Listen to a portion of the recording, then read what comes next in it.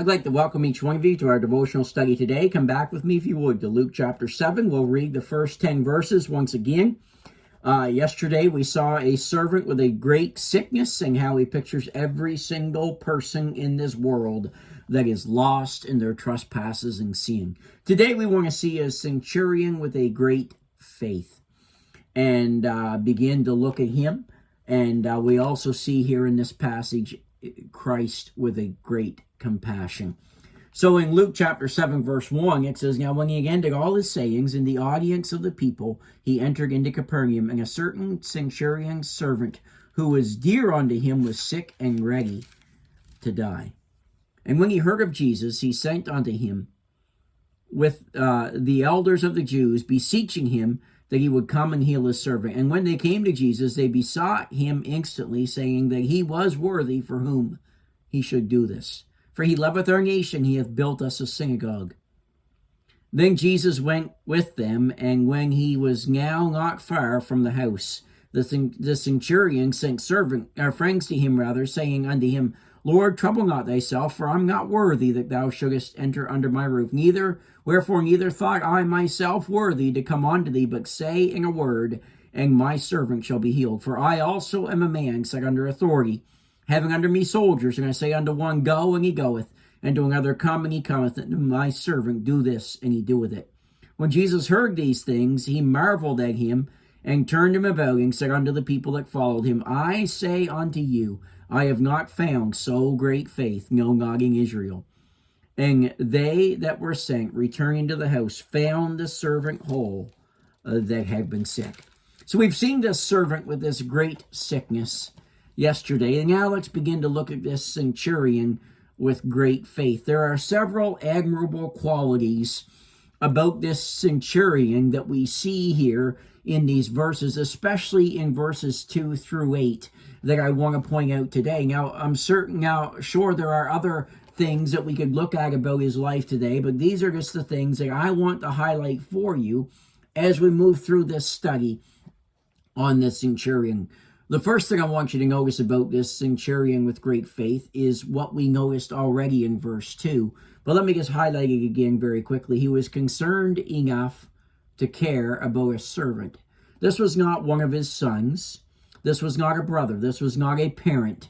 This was a servant. But yet we see that he was very concerned about the condition of his servant. In verse 2, it says, A certain centurion servant who was dear unto him was sick and ready to die. This was a man that was dear unto him, and he had care and concern about him. I've already touched on this yesterday, but let me just say, friends, that we need to be a people that have a genuine care for one another. We need to, first of all, care for one another in the body of Christ. It's sad, but in many churches, you see a lack of care that people have for one another. Friends, listen, we get beat up enough in the world. We get abused enough in the world. The church ought to be a haven. It ought to be a hospital for sinners. And friends, we need to be very careful how we treat one another and do all that we can to encourage one another. We need to have that genuine care for one another. But also, friends, we need to have that care for one another for those who are lost as well. Friends, God has called us to show the love of God to them. And it ought not to be just something that, we're witnessing to you out of duty, but rather we're witnessing because we really care where you spend eternity. This guy had was concerned enough to care about his servant, but then also notice he was concerned enough to seek aid. Not only was he just concerned about him that resulted in a care, but it was a concern that motivated him to do what he could to help. It was compassion. Compassion is more than love. Compassion is love in action. It is a love that motivates us to do something.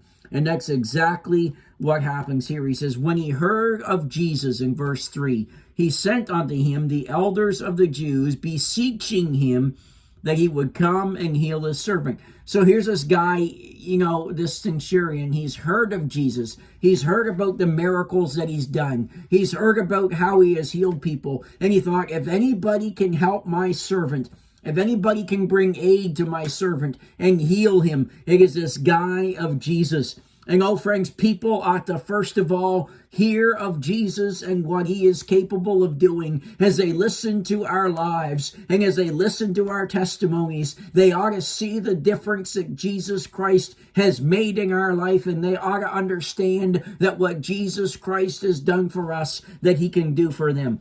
So when he heard of Jesus, it says he sent unto him the elders of the Jews. Notice this, beseeching him. That is the idea of begging him, imploring him that he would come and heal his servant. He believed that Jesus was able to do this. And he went to Jesus and he begged of Jesus, he beseeched Jesus that Jesus would come and bring aid. But this is where it gets really interesting. Do you know, he sent Jews to Jesus.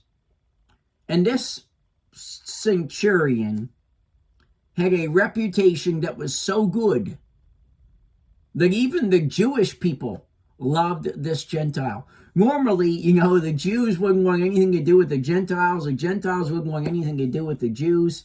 But could you imagine this Gentile has a servant that is sick? He hears of Jesus who would be able to help him.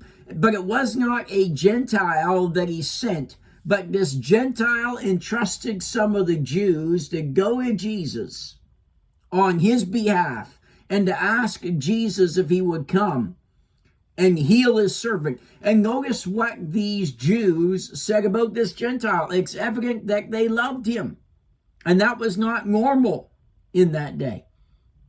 Notice in verse 4, it says, when they came to Jesus, they besought him instantly.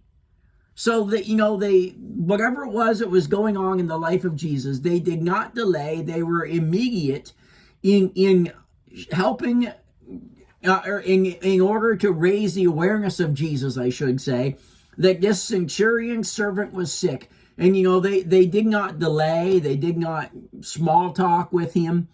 They went to him and immediately they beseech Jesus. Immediately they tell Jesus exactly what's going on. And friends, that's where we ought to be in our lives. Whenever you face something, immediately go to Jesus and tell Jesus what you're facing.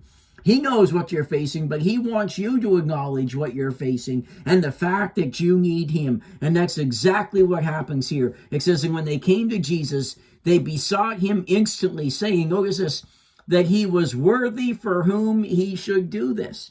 To me, it's absolutely amazing that the Jewish people would come before Jesus on behalf of this Gentile and say, listen, this centurion has sent us to you. He's got a servant who is sick. He loves his servant. He would desire to see his servant healed. He's got faith, Jesus, that you can heal the servant. And we're telling you, Lord, that he is worthy of this, that he is worthy of this miracle of yours.